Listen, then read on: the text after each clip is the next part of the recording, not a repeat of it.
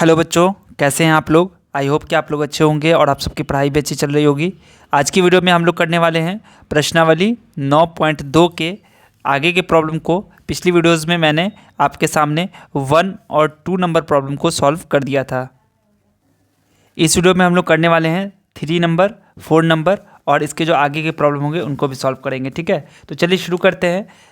शुरू करने से पहले रिक्वेस्ट करता हूं कि इस वीडियो को पूरा देखिएगा, और अगर आपने इस 2 वीडियो को नहीं देखा, आपने इस 2 प्रॉब्लम के सॉल्यूशन को नहीं देखा है, तो आप डिस्क्रिप्शन बॉक्स में लिंक आपको मिल जाएगा, वहाँ पर आप क्लिक करके देख सकते हैं। ठीक है, इस क्वेश्चन में क्या कह रहा है, यहाँ पे कह रहा है सिंप्लीफाई करने के लिए, सरल करने के लिए। ठीक है, पिछले 2 क्वेश्चन में क्या था, जोड़ना था, घटाना था। इस क्वेश्चन में क्या कह रहा है कि आपको सिंप्लीफाई करना है। तो चलिए देखते हैं कैसे करेंगे इसको सिंप्लीफाई।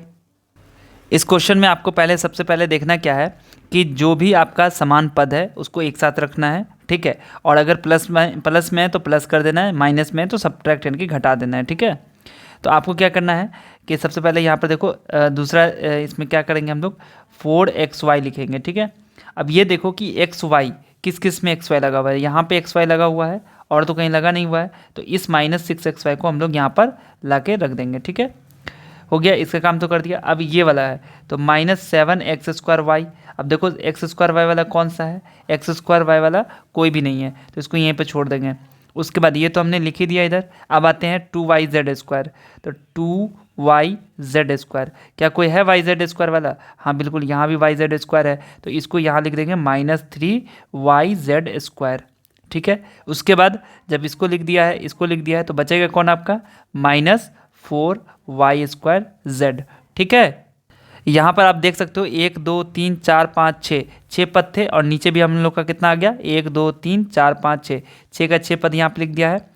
अब यहाँ पर एक फ़ायदा क्या हुआ कि समान पद एक साथ हैं, तो देखो 4xy -6xy कितना होगा, 4 में से 6 माइनस करेंगे तो -2 होगा, और यहाँ पर xy है तो xy लिख देंगे।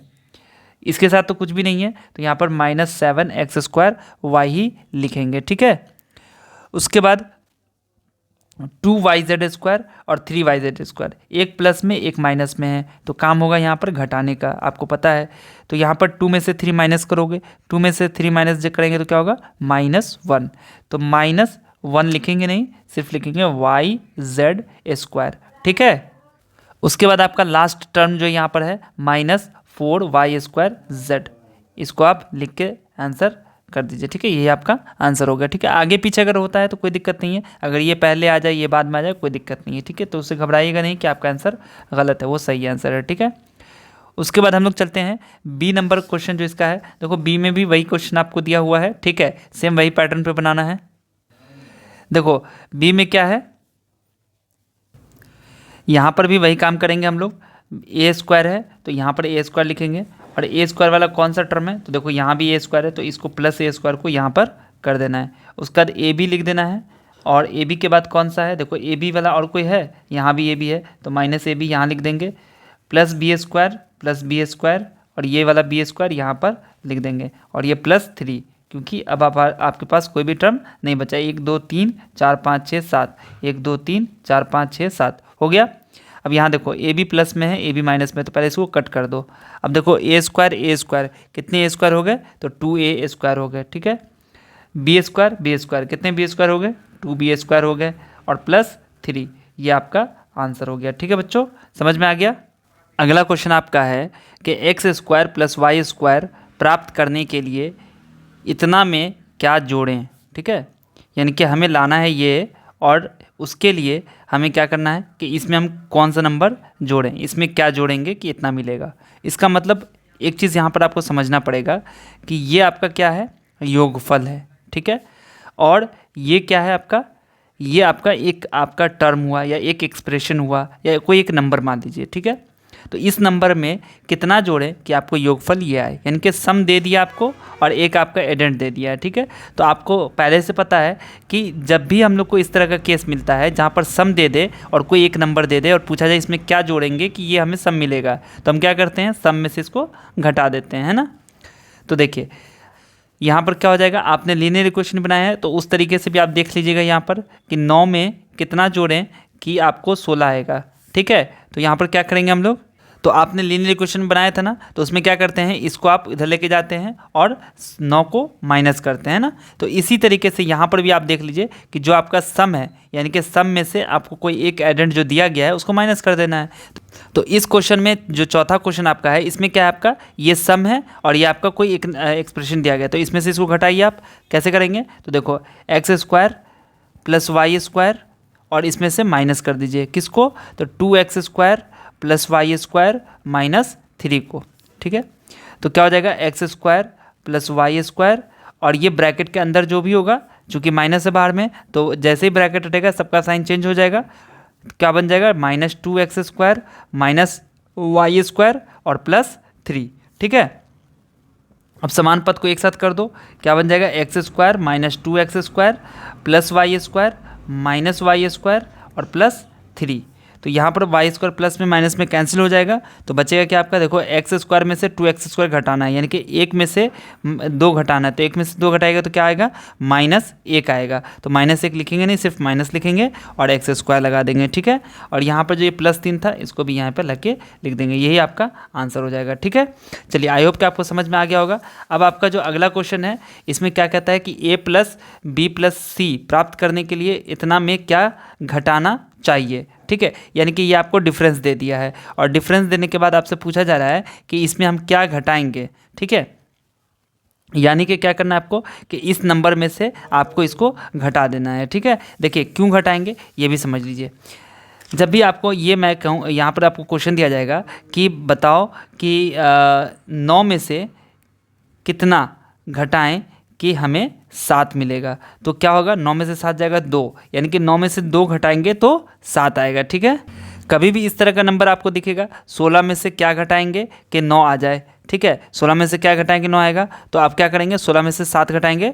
ठीक है, तो 16 में से 7 जाएगा 9 आएगा, यानी कि 16 में से 9 को घटा देंगे तो हमें 7 आएगा। तो वैसे ही यहाँ पर क्वेश्चन दिया गया है कि 7a - 8b में से क्या घटाएं कि हमें a + b + c आएगा। ठीक है ना, तो हम लोग क्या करेंगे कि जो हमारे पास 7a - 8b दिया गया है ना, 7a - 8b, इसमें से हम लोग घटाएंगे। किसको घटाएंगे, तो जो डिफरेंस है, याद रखिएगा, a + b + c को घटा देंगे। ठीक है ना, अब यहाँ पर क्या हो जाएगा, 7a - 8b और ये आपका जो माइनस है ना, इसकी वजह से अंदर वाले सभी का साइन चेंज होगा ब्रैकेट हटने के बाद, तो -a - b - c हो जाएगा। ठीक है, तो क्या बन जाएगा यहाँ पर, 7a और ये वाला a यहाँ आ जाएगा -a और ये -8b को इधर लिखेंगे, ये वाला -b यहाँ लिखेंगे और ये -c इधर आएगा, तो क्या बन जाएगा आपका, 7a में से a के चला जाएगा तो क्या बचेगा,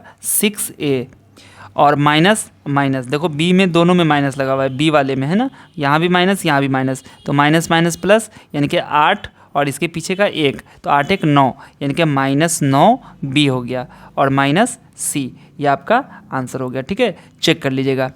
उसके बाद आपका जो अगला क्वेश्चन है, लास्ट क्वेश्चन, यहाँ कहता है यदि सुनील ने a रुपये की दर से 5 कलम, b रुपये की दर से 7 पेंसिल और फिर a रुपये की दर से 10 कलम और b रुपये की दर से 3 पेंसिल खरीदी, तो उसने कुल कलम एवं पेंसिल खरीदने में कितने रुपए खर्च किए, सबको जोड़ देना है आपको। ठीक है, देखो a रुपये के हिसाब से, यहाँ पर पहले देख लो, a रुपये के हिसाब से कितना कलम खरीदता है, 5 कलम। ठीक है, तो देखो इसको कैसे बनाएंगे हम लोग, यहाँ पर लिखेंगे कि a रुपये के हिसाब से या a रुपये की दर से, a रुपये की दर से, दर यानी कि रेट से 5 कलम का मूल्य क्या हो जाएगा, 5 कलम का मूल्य बराबर हो जाएगा, यहाँ पर a को 5 से गुना करेंगे है ना, a को 5 से गुना करेंगे तो क्या हो जाएगा, 5a हो जाएगा। ठीक है, उसी तरीके से आप लिख लीजिएगा कि b रुपये की दर से, b रुपये की दर से 7 पेंसिल, 7 पेंसिल का मूल्य क्या हो जाएगा, पेंसिल का मूल्य क्या हो जाएगा, b × 7, यानी कि 7b हो गया। ठीक है ना, उसी तरीके से फिर आपको कह रहा है कि a रुपये की दर से 10 कलम खरीदा, यानी कि a रुपये की दर से 10 कलम। ठीक है, तो 10 कलम का मूल्य क्या हो जाएगा, a × 10, यानी कि 10a हो जाएगा। और फिर कह रहा है कि b रुपये की दर से 3 पेंसिल, b रुपये की दर से 3 पेंसिल, तो इसका मूल्य क्या हो जाएगा, सेम काम करेंगे, बी को 3 से गुना करेंगे तो ये हो जाएगा आपका 3b। अब ये एक साथ खरीदता है और ये एक साथ खरीद रहा है, तो पूछा है टोटल कितना हुआ। तो पहले केस में 5a + 7b और दूसरे केस में 10a + 3b, इसको प्लस करना है। ठीक है, तो क्या हो जाएगा, वही पहला क्वेश्चन आपका जैसे बनाए हो, 5a + 7b + 10a + 3b। 5a 10a कितना हो गया 15a, और 7b और 3b कितना हो गया 10b। तो बच्चों ये आपका आंसर हो गया। ठीक है, आई होप कि आपको सॉल्यूशन जो भी मैंने बताया वो आपको समझ में आ गया होगा। ठीक है, तो इस तरीके से जो आपका प्रश्नावली 9.2 था वो एंड हो चुका है, और अगली वीडियो में हम लोग जो है ना इसके अगले एक्सरसाइज को यानी कि प्रश्नावली 9.3 9.3 को हम लोग करेंगे। ठीक है, तो आप लोग इस वीडियो को अपने सभी दोस्तों के साथ शेयर कर दीजिएगा ज़्यादा से ज़्यादा, और वीडियो को अगर लाइक नहीं किया तो लाइक कर दीजिएगा। फेसबुक पर भी अगर आप हैं तो हमारे पेज को फॉलो ज़रूर कर लीजिएगा। ठीक है, चलिए मिलता हूँ फिर आपसे अगली वीडियो में, तब तक आप सब अपना ध्यान रखिए। वीडियो देखने के लिए आप सभी का बहुत बहुत शुक्रिया।